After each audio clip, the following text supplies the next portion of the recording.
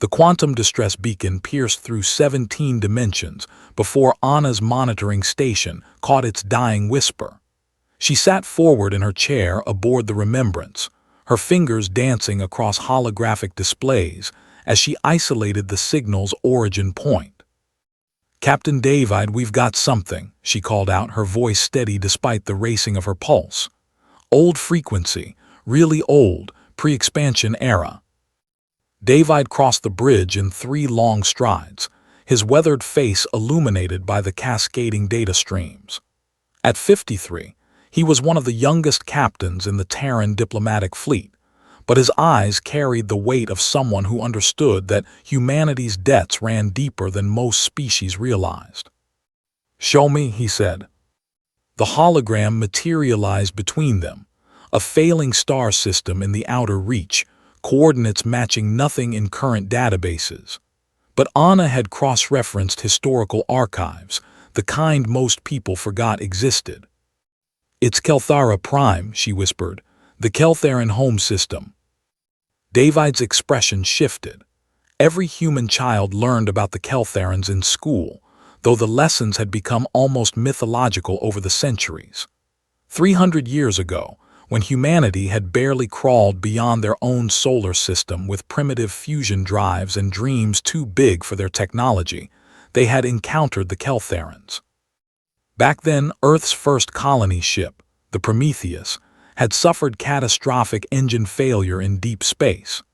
2,000 souls drifting in the void, life support failing, no hope of rescue from a homeworld that wouldn't receive their distress call for another 6 years. The Keltharans found them, an ancient race already in decline, their empire spanning only a handful of systems when once it had encompassed thousands. They had diverted 3 of their remaining ships, precious resources for a dying civilization, and spent 2 years guiding the Prometheus to a habitable world. They had shared technology, food, medical supplies. They had saved humanity's first attempt to reach the stars. The Keltharan ambassador's final words to the grateful humans had been recorded, translated, and embedded in every vessel humanity ever built afterward. "No civilization should die alone in the dark. We remember when others helped us. Now we help you." Humanity never forgot. "How many?" David asked quietly. Anna's fingers trembled slightly as she compiled the data. Population scan shows approximately 42,000 Keltharans remaining. Their star is going supernova. Estimates say they have 6 months, maybe less. Their infrastructure is, Captain, they're living in ruins. They don't have the ships. They don't have the resources to evacuate. "They saved 2,000 of us," David said. "We're going to save all of them." Within an hour, the Remembrance had altered course, its quantum drives folding space as it accelerated toward the Keltharan system.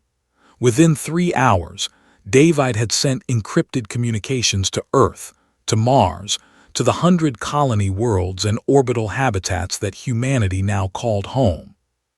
Within a day, the response began.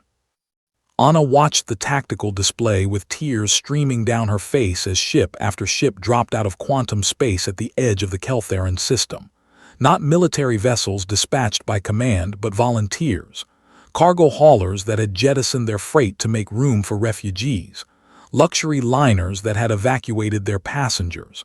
Colony ships, mining vessels, science ships. Even the new experimental dreadnought Defiance, which had been 3 weeks from its maiden voyage, arrived with its captain's simple message: ready to assist. The fleet numbered over 800 ships within 72 hours. David stood on the bridge of the Remembrance as they approached Kelthara Prime, and beside him, Anna opened a communication channel to the planet below. The face that appeared was ancient, the Keltharan's 6 eyes dimmed with age and sorrow. Chancellor Vethris had led his people for 60 years through their long decline, watching his civilization fade like their dying star. "Unknown vessels," Vethris said in halting English, the language learned from old records. "This system is under stellar decay warning. You should not be here." "Chancellor Vethris," David replied. "My name is Captain David Chen of the Terran vessel Remembrance. 300 years ago, your people saved 2,000 humans from death in the void. You spent resources you could barely spare.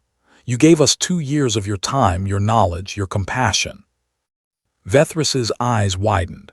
"The children of Earth, we heard your civilization survived, flourished even, but we thought, we have sent no communication in so long." "You were there when we needed you most," Anna cut in, her voice thick with emotion. "You taught us that no civilization should die alone in the dark. We're here to return the favor, Chancellor, all of it." The tactical display showed the human fleet spreading out in perfect coordination. Heavy cargo vessels descended into Kalthara Prime's atmosphere, while construction ships began assembling orbital platforms.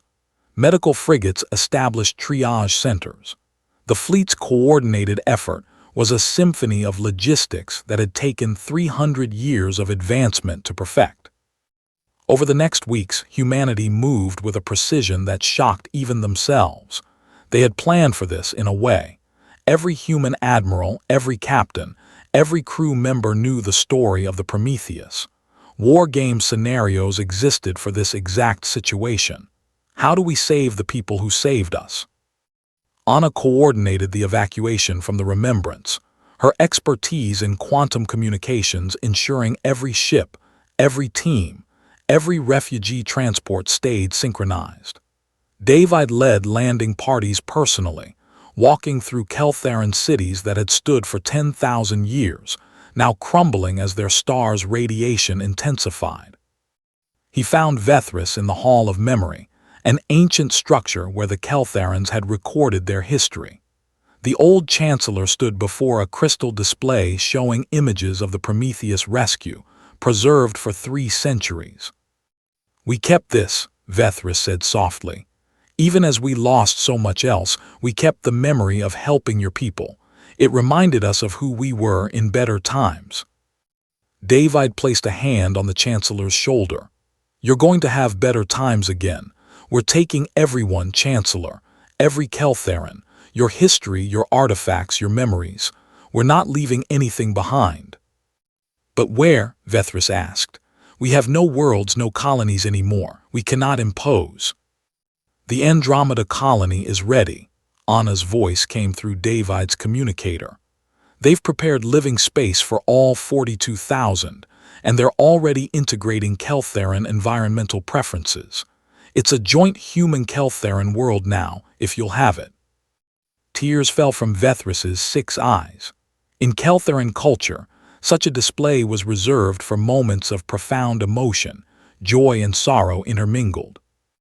On the evacuation's final day, as the last transport lifted off from Kalthara Prime, Anna stood beside David watching the planet recede. Behind them, 800 ships formed an honor guard, escorting the Keltharan refugees to their new home. "We saved 42,000 people," Anna said. "They saved 2,000 of us. The math doesn't add up." David smiled. "It's not about math. It's about who we are. They showed us that when we were young and struggling. They showed us that civilizations are measured not by their strength but by their compassion." 3 months later, Vethrus stood on Andromeda colony alongside human and Keltharan children playing together, learning each other's languages, sharing each other's stories. The Keltharan star had gone supernova right on schedule, a brilliant death witnessed from light years away. But the Keltharans endured, and as Vethrus recorded a message to be sent across the galaxy, translated into 100 languages, he spoke words that would become as legendary as his ancestors had been 3 centuries before. "We are Keltharan. We once helped humanity when they needed us, asking nothing in return.